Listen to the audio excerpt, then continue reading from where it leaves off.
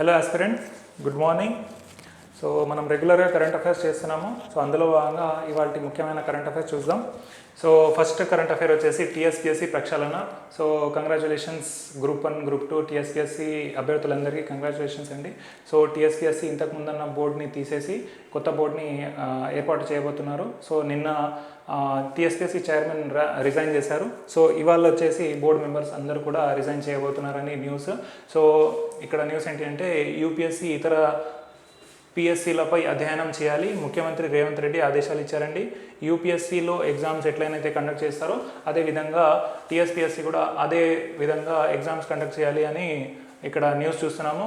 So ప్రశ్నపత్రాల లీకేజీపై సమీక్ష నిర్వహించనున్నారు. ఇంకా గవర్నర్ ఆమోదం పొందలేదు, కమిషన్ జనార్దన్ రెడ్డి రాజీనామా. సో నేడు రాజీనామా సమర్పించనున్న సభ్యులు. సో ఆస్పిరెంట్స్ గ్రూప్ 2 రీషెడ్యూల్ అనే న్యూస్ కూడా చూస్తున్నామండి. సో లాస్ట్ గ్రూప్ 2 ఎప్పుడు ఉండింది? ఆగస్టు 29, 30 రోజు ఉండింది. సో అప్పటికి కూడా అభ్యర్థులు ప్రిపేర్డ్గా లేరు. సో నెక్స్ట్ నవంబర్ 3 నుంచి కూడా నవంబర్ 2, 3 తారీఖు కూడా నెక్స్ట్ పెట్టడం జరిగింది. ఆ ఎలక్షన్స్ వచ్చినాయి. సో అప్పుడు కూడా అభ్యర్థులు అంత ప్రిపేర్డ్గా లేరు.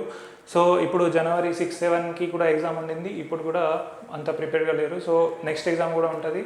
సో అప్పుడైనా అట్లీస్ట్ మనం ప్రిపేర్డ్గా ఉండాలి ఆస్పిరెంట్స్.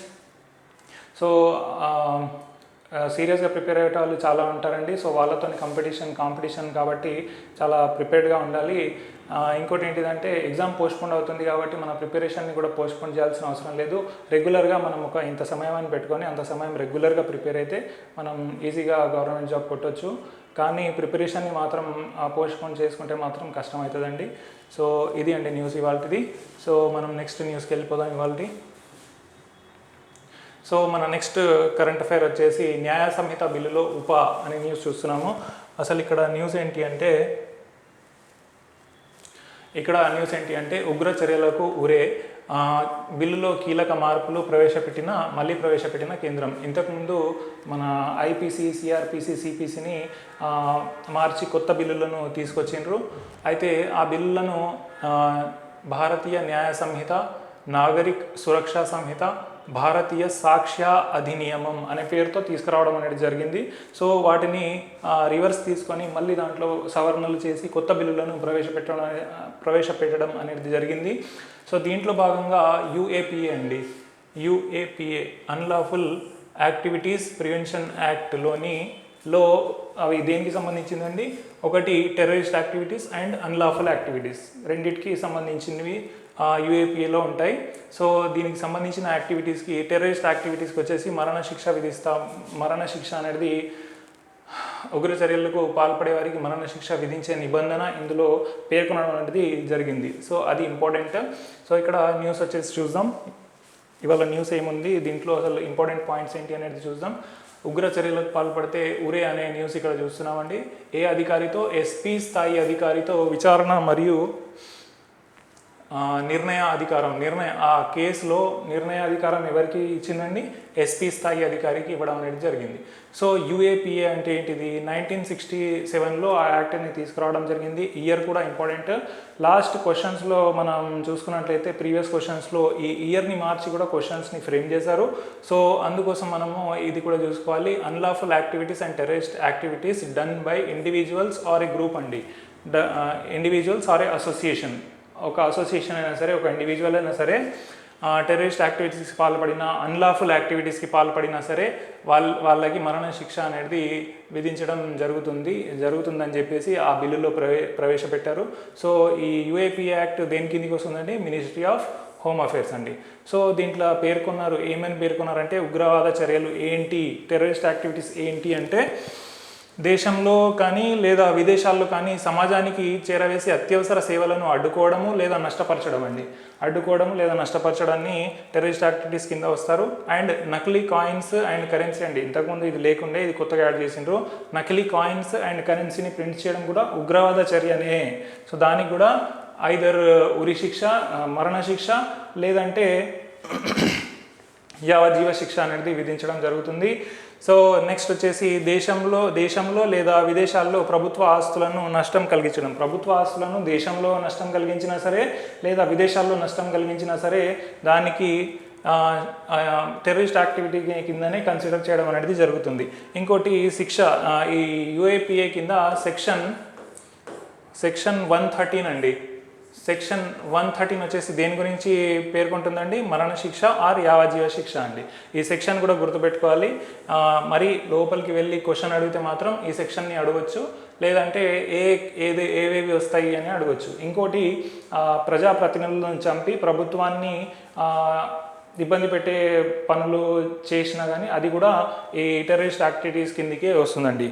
సో నెక్స్ట్ వచ్చేసి అత్యాచార బాధితులను భయపెడితే శిక్ష అని న్యూస్ చూస్తున్నాము. సో అలాంటి అకృత్యాలకు సంబంధించింది కానీ కోర్టు విచారణ సందర్భంగా బాధితులు వివరాలు వెల్లడయ్యేలా విచారణ ప్రక్రియ వార్తలను ప్రచురించడం నేరం. సో ఏదైనా కేసుకు సంబంధించి విచారణ ప్రక్రియను కోర్టు ముందస్తు అనుమతి లేకుండా ఎవరైనా ప్రచురించినా ముద్రించినా 2 ఏళ్ల జైలు శిక్ష అండి. ఎవరైనా కోర్టు అనుమతి లేకుండా అటువంటి అత్యాచార కేసులను ప్రింట్ చేస్తే దానికి 2 ఏళ్ళు శిక్ష అనేది ఇక్కడ చూస్తున్నాము. సో ఆ బిల్స్ ఏంటి అనేది ఒకసారి చూసుకోవాలి. భారతీయ న్యాయ సంహిత, భారతీయ నాగరిక సురక్షా సంహిత, భారతీయ సాక్ష్య అధినియమము. ఈ పేర్లు మార్చిండ్రు. ఐపీసీ, సిఆర్పిసి అండ్ సిపిసికి పేర్లు మార్చి కొత్తగా ప్రవేశపెడుతున్నారు. సో ఇది ఇంపార్టెంట్ ఇష్యూ, సో గుర్తుపెట్టుకోవాలి. సో ఇవాళ నెక్స్ట్ కరెంట్ అఫైర్స్ చూద్దాం.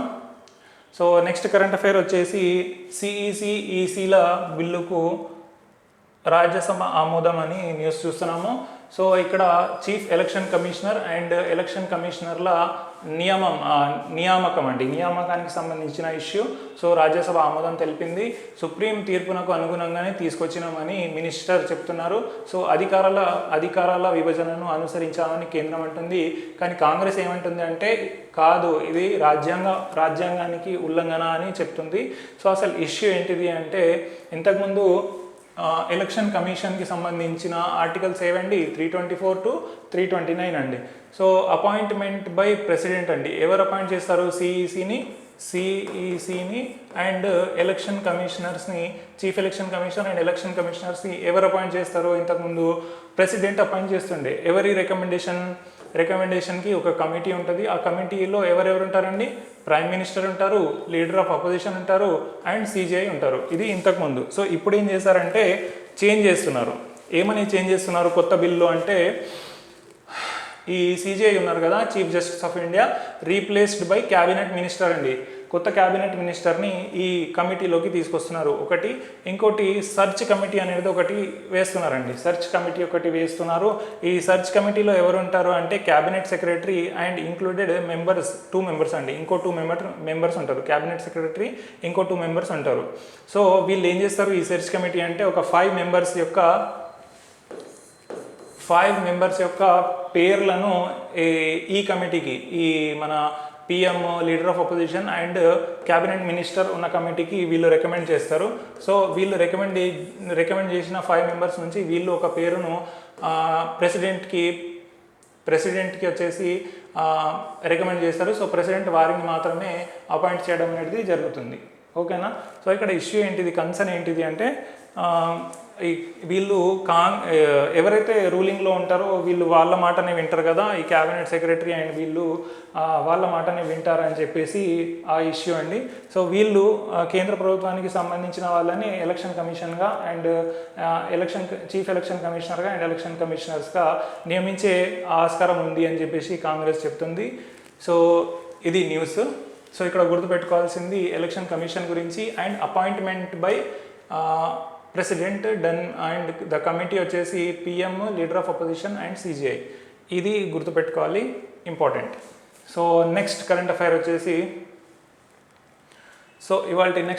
వచ్చేసి సమాచార సేకరణ అసాధ్యము అని ఎవరంటున్నారు? కేంద్రం చెప్తుంది. ఎవరికి చెప్తుందండి? సుప్రీంకోర్టుకు చెప్తుంది. అసలు దేని గురించి సమాచార సేకరణ అంటే, ఈ ఇల్లీగల్ ఇమిగ్రెంట్స్ ఉంటారు కదా, విదేశాల నుంచి వచ్చిన అక్రమ వలసదారులు ఉంటారు కదా, సో వాళ్ళ ఇన్ఫర్మేషన్ పూర్తిగా సమాచార సేకరణ అనేది అసాధ్యము అని సుప్రీంకోర్టుకి కేంద్రం చెప్పింది. ఏంది ఇష్యూ అనేది చూద్దాం. సో విదేశాల నుంచి వచ్చిన అక్రమ వలసదారులు రహస్యంగా చొరబడటంతో పాటు తప్పుడు సమాచారం ఇస్తూ దేశంలో వివిధ ప్రాంతాల్లో నివసిస్తున్నందున వారికి సంబంధించిన ఖచ్చితమైన సమాచారాన్ని సేకరించడం అసాధ్యం అని కేంద్ర ప్రభుత్వం తెలిపింది. ఈ విషయాన్ని అఫిడవిట్ ద్వారా సుప్రీంకోర్టుకు అందజేసింది. పౌరసత్వ చట్టంలోని సెక్షన్ 6A రాజ్యాంగ చెల్లుబాటును సవాల్ చేస్తూ దాఖలైన వ్యాజ్యాలపై ప్రధాన న్యాయమూర్తి జస్టిస్ డివై చంద్రచూడ్ నేతృత్వంలో రాజ్యాంగ ధర్మాసనము విచారణ జరుపుతుంది. సో దీనిలో భాగంగా 1968 నుంచి 1968 జనవరి 1 నుంచి ఎంతమంది వలసదారులు భారత ప్రభుత్వం పౌరసత్వం ఇచ్చారనే విషయాలను తెలియజేయాలని చెప్పింది. అయితే సుప్రీంకోర్టు ఏమని చెప్పింది, ఎంతమంది ఇల్లీగల్ ఇమిగ్రెంట్స్కి మీరు పౌరసత్వం కలిగించారు అని అడిగింది. అయితే దానికి 6A ప్రకారము 17,861 మందిని పౌరసత్వం ఇచ్చినట్లు అఫిడవిట్ ద్వారా కేంద్రం వివరించింది.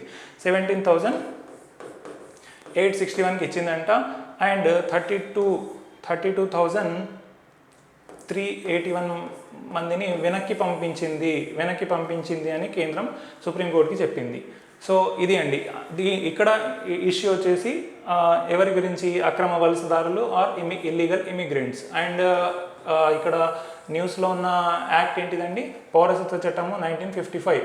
ఈ సెక్షన్ 6A ప్రకారం దేని గురించి 6A అనేది దేని గురించి చెప్తుందండి, ఇల్లీగల్ ఇమిగ్రెంట్స్ గురించి చెప్తుంది. అసలు ఇల్లీగల్ ఇమిగ్రెంట్స్ అంటే ఎవరు అంటే, మన భారతదేశ బార్డర్లోకి, ఇది మన భారతదేశ బార్డర్ అనుకుంటే, ఇల్లీగల్గా పత్రాలు లేకుండా, ఇప్పుడు మన పాస్పోర్ట్ అవన్నీ వీసా తీసుకొని వస్తారు కదా, సో వాళ్ళు కాదు, అవి లేకుండా, ఆ పత్రాలు అనేటివి లేకుండా చొరబడి వచ్చిన వాళ్ళు ఇల్లీగల్ ఇమిగ్రెంట్స్ అండి. సో వాళ్ళ గురించి ఇష్యూ. సో ఈ డెఫినేషన్ అడగవచ్చు. ఇల్లీగల్ ఇమిగ్రెంట్స్ అంటే సూటబుల్ డాక్యుమెంట్స్ లేకుండా మన దేశ బార్డర్స్లోకి ఎంటర్ అయిన వాళ్ళను ఇల్లీగల్ ఇమిగ్రెంట్స్ అంటారు. సో నెక్స్ట్ న్యూస్, ఇవాళ next current affair, important current affair వచ్చేసి 2040 వరకు చంద్రుడిపైకి భారతీయుడు అనే న్యూస్ చూస్తున్నాము. ఎవరు చెప్పిండ్రు, ఇస్రో చైర్మన్ సోమనాథ్ వెల్లడి అండి. సో 2040 కల్లా చంద్రుడిపైకి మనము ఎవరిని పంపిస్తున్నాము, సో భారతీయుడిని పంపిస్తున్నామనే న్యూస్ చూస్తున్నాము. సో ఆ ప్రాజెక్ట్ పేరేంటిదండి, గగన్యాన్ ప్రాజెక్ట్. గగన్యాన్ ద్వారా రోదసి అన్వేషణలో తదుపరి అంకాన్ని ఇస్రో చేపట్టనుందని తెలిపారు. దీని కింద 2 లేదా 3 భారత వ్యోమగాములను దిగువ కక్షలోకి పంపుతామన్నారు. 3 రోజుల తర్వాత వారు భూమికి తిరిగి వస్తారని చెప్పారు. వీరు ప్రస్తుతం బెంగళూరులోని వ్యోమగామి శిక్షణ కేంద్రంలో తరఫీదు పొందుతున్నారని తెలిపారు. 2035 నాటికి భారత అంతరిక్ష కేంద్రాన్ని సాకారం చేయాలని ప్రధాని మోదీ నిర్దేశించినట్టు తెలిపారు. సో ఇప్పుడు అంతరిక్ష కేంద్రం అనేది ఆల్రెడీ ఒక స్పేస్ స్టేషన్ ఉందండి. సో అది 5 కంట్రీస్కి సంబంధించింది. ఆ కంట్రీస్ ఒకసారి చూసుకోవాలి. ఇప్పుడు మనం కూడా ఒక అంతరిక్ష కేంద్రాన్ని ఏర్పాటు చేయండి అని మోదీ గారు చెప్పినట్టు ఇక్కడ పేర్కొనడం అనేది జరిగింది. సో ఇక్కడ గగన్యాన్ ప్రాజెక్ట్ అనేది ఇంపార్టెంట్. అండ్ 2040 కల్లా మనం కూడా ఆస్ట్రోనాట్స్ని మూన్ మీదకి పంపించడం అనేది జరుగుతుంది అని సోమనాథ్ గారు చెప్పారు. సో గగన్యాన్ ప్రాజెక్ట్లో మనం ఏం చేస్తున్నామో, స్పేస్కి వ్యోమగాములను అనేది పంపిస్తున్నామండి. ఓకేనా. సో ఈ న్యూస్ని మనము వేరే పాస్ట్ స్టాటిక్ న్యూస్తోని లింక్ చేసుకోవాలి, అప్పుడే మనము ముందుంటాము. సో ఫస్ట్ చంద్రునిపైకి వెళ్ళింది ఎవరండి, నీల్ ఆర్మ్స్ట్రాంగ్ యూజ్ చేసిన స్పేస్ షిప్ ఏదండి, అపోలో 11. సెకండ్ వచ్చేసి బుజ్ ఆల్డ్రిన్, ఇతను నాసా, అమెరికాకి చెందిన నాసా ఉంది కదా, సో నాసాకి చెందిన పర్సన్ నీల్ ఆర్మ్స్ట్రాంగ్. సెకండ్ వచ్చేసి బుజ్ ఆల్డ్రిన్, ఇతను కూడా అపోలో 11లోనే వెళ్ళడం జరిగింది. పిటి కోనార్డ్ అపోలో 12లో వెళ్ళడం జరిగింది. అలెన్ బీన్ అపోలో 12లో. ఫిఫ్త్ వచ్చేసి అలెన్ షెపర్డ్ అపోలో 14లో. ఓకేనా. సో ఇంపార్టెంట్ న్యూస్ గుర్తుపెట్టుకోవాలి, వీళ్ళ పేర్లు కూడా గుర్తుపెట్టుకోవాలండి, ఇంపార్టెంట్. సో నెక్స్ట్ ఇవాళ కరెంట్ అఫైర్స్ చూద్దాం. సో బాంకీ మూన్కి దివాళీ ఫర్ 1 పురస్కారాన్ని ఎవరు ప్రదానం చేశారండి, సో ఐరాస మాజీ సెక్రటరీ జనరల్ బాంకీ మూన్తో పాటు 3 దౌత్యవేత్తలను దివాళీ పవర్ ఆఫ్ 1 పురస్కారాలకు ఎంపికయ్యారు. అమెరికాకు చెందిన దివాళీ ఫౌండేషన్ అండి. ఏ ఫౌండేషన్, దివాళీ ఫౌండేషన్. ఏ కంట్రీకి సంబంధించింది, అమెరికాకు సంబంధించింది. దివాళీ ఫౌండేషన్ ఇచ్చే అవార్డులను దౌత్య రంగంలో ఆస్కార్లుగా, ఏ రంగంకి సంబంధించింది, దౌత్య రంగానికి సంబంధించింది. అంటే మన ఐఎఫ్ఎస్ ఆఫీసర్స్ ఉంటారు కదా, సో వాళ్ళకి సంబంధించింది దౌత్యపరంగా దౌత్య రంగంలో ఆస్కార్ అవార్డులుగా వీటిని భావిస్తారు. సో ఎవరెవరికి వచ్చిందండి? ఒకటి బాన్ కీ మూన్కి వచ్చింది. ఐరాసాలో బోస్నియా హెర్జగోవినా మాజీ శాశ్వత ప్రతినిధి మిర్సదా కొలావిచ్ అండ్ దక్షిణ కొరియా మాజీ శాశ్వత ప్రతినిధి కిమ్ సూక్, EU ప్రత్యేక ప్రతినిధి మిరోస్లవ్ లజ్కాక్లు ఐరాస ప్రధాన కార్యాలయం సోమవారము జరిగిన కార్యక్రమంలో ఈ పురస్కారాలు అందుకున్నారు. సో ప్రపంచం గతంలో కంటే ఎక్కువ దెబ్బతిన్నట్లు అనిపిస్తుందని బాన్ కీ మూన్ పేర్కొన్నారండి. సో ఓకేనా, ఎవరెవరికి వచ్చింది, ఎవరిస్తారు ఇక్కడ ఇంపార్టెంట్? దివాళీ ఫౌండేషన్. ఏ దేశానికి సంబంధించింది? అమెరికాకి సంబంధించింది. So Diwali power of one అనే పురస్కారం అండి. ఇది దౌత్యపరంగా ఆస్కార్లుగా పేర్కొంటారు. సో ఎవరెవరికి వచ్చింది? బాన్ కీ మూన్కి వచ్చింది, మిర్సదా కొలావిచ్కి వచ్చింది, కిమ్ సూక్ వచ్చింది, మిరోస్లవ్కి వచ్చింది. ఈ పేర్లు కూడా ఇంపార్టెంట్ అండి, గుర్తుపెట్టుకోవాలి. సో నెక్స్ట్ కరెంట్ అఫైర్ చూద్దాం ఇవాళది. సో కరెంట్ అఫైర్ నెక్స్ట్ వచ్చేసి నిన్న జరిగిన ఇష్యూని ఇవాళ కరెంట్ అఫైర్గా ఇవ్వడం అనేది జరిగింది. నిన్న ఏం జరిగిందండి? జమ్మూ కాశ్మీర్ ప్రత్యేక ప్రాతిపత్తి కల్పించిన ఆర్టికల్ 370 రద్దు చేస్తూ కేంద్ర ప్రభుత్వం తీసుకున్న నిర్ణయం రాజ్యాంగబద్ధమే అని సుప్రీంకోర్టు నిన్న చెప్పింది. సో దానికి సంబంధించి నిన్నటి వీడియోలో కంప్లీట్గా మనము చేయడం జరిగింది. సో దీంట్లో ఏమేమి గుర్తుపెట్టుకోవాలి అంటే ఎంతమంది బెంచ్ ఎంతమంది, వాళ్ళ పేర్లు ఏంటి, వాళ్ళు విడిగా ఏదైనా జడ్జిమెంట్ ఇచ్చారా ఎవరైనా. సో ఇవన్నీ ఇష్యూస్ని మనము నిన్న కవర్ చేసాము, చూసుకోవచ్చు. మీరు కూడా చూసుకోవాలి, ఇవన్నీ ఎగ్జామ్ పాయింట్ ఆఫ్ వ్యూలో చాలా ఇంపార్టెంట్. సో సుప్రీంకోర్టు నిన్న December 11న స్పష్టం చేసింది. ఆర్టికల్ 370ని రద్దు చేస్తూ ఉత్తర్వులు జారీ చేసే అధికారము రాష్ట్రపతికి ఉంది. ఏ ఆర్టికల్ ప్రకారము? 370 Clause 3 అండి. 370 Clause 3 ప్రకారము రాష్ట్రపతికి ఆ అధికారం ఉంది అని చెప్పేసి సుప్రీంకోర్టు తెలిపింది. భారత ప్రధాన న్యాయమూర్తి జస్టిస్ DY చంద్రచూడ్ నేతృత్వంలో 5 సభ్యుల రాజ్యాంగ ధర్మాసనము ఈ మేరకు తీర్పునిచ్చింది. ధర్మాసనంలో ఎవరెవరు ఉన్నారండి? CJIతో పాటు justice Gavai, justice Suryakant, justice Sanjay Kishan Kaul. ఈ కౌల్ అనే పర్సన్ వచ్చేసి కాశ్మీర్కి సంబంధించిన పర్సన్ అండి. సో ఈ Kaul and justice Sanjay or Gavai వీళ్ళిద్దరు, కౌల్ అండ్ ఇంకో పర్సన్ వచ్చేసి విడిగా వాళ్ళ తీర్పుని వెలువరించడం అనేది జరిగింది. ఈ కౌలు ఏమన్నారంటే లోయలో చాలా అక్రమాలు జరిగినాయి, దానిపైన కమిషన్ వేయాలి అని అన్నారు. సో ఇదంతా 370కి సంబంధించిన ఇన్ఫర్మేషన్ గుర్తుపెట్టుకోవాలి. ఎగ్జామ్స్లో చాలా ఇంపార్టెంట్ ఇష్యూ వస్తుందండి, కంపల్సరీగా క్వశ్చన్స్ వస్తాయి. సో నెక్స్ట్ వచ్చేసి మధ్యప్రదేశ్ ముఖ్యమంత్రిగా మోహన్ యాదవ్ను భాజపా అధిష్టానం మోహన్ యాదవ్ అండి. సీఎం ఎవరు? మోహన్ యాదవ్. అయితే ఇతను న్యూస్లో ఎందుకున్నాడంటే ఫస్ట్ టైం ఎమ్మెల్యే అండి. First time MLA. అతనికి పార్టీ వచ్చేసి సీఎంని చేసింది. భాజపా తరఫున ఎన్నికైన 163 మంది నూతన ఎమ్మెల్యేలు భోపాల్లో సమావేశమై మోహన్ యాదవ్ను పార్టీ శాసనసభ పక్ష నేతగా ఏకగ్రీవంగా ఎన్నుకున్నారు. ఉప ముఖ్యమంత్రులుగా రేవా ఎమ్మెల్యే రాజేంద్ర శుక్ల, మాజీ మంత్రి జగదీష్ దేవ్రాలను ఎంపిక చేశారు. సో ఇది పేరు గుర్తుపెట్టుకోవాలి. So next, Viksit Bharat at 2047 voice of యూత్ను ప్రధాని నరేంద్ర మోదీ 2023 December 11న వర్చువల్గా ప్రారంభించారండి. ఇది నిన్న కూడా న్యూస్ వచ్చింది, మనం నిన్న కూడా డిస్కస్ చేసాము. ఈ వేదిక ద్వారా యువత దేశాభివృద్ధికి అవసరమైన ఆలోచనలు పంచుకోవచ్చని తెలిపారు. సో 10 ఉత్తమ ఆలోచనలకు బహుమతిని అందిస్తామని అన్నారు. మై గవర్నమెంట్ పోర్టల్ ద్వారా సూచనలను పంపించవచ్చని పేర్కొన్నారు. సో యూత్ ఇది మీకోసమేనండి. సో దేశాన్ని అభివృద్ధి చెందిన దేశంగా మార్చడానికి మీ యొక్క ఆలోచనలను పంచుకోవచ్చు. ఎక్కడ పంచుకోవచ్చు అండి? మై గవర్నమెంట్ పోర్టల్లో పంచుకోవచ్చు. ఇది ముఖ్యంగా దేనికి సంబంధించిన ఇష్యూ? వికసిత్ భారత్ అనేది దేనికి సంబంధించిన ఇష్యూ? దేశ అభివృద్ధిలో యూత్ని భాగస్వామ్యాన్ని చేయడం అండి. ఇది ఒక్క పాయింట్ మీరు గుర్తుపెట్టుకోవాలి.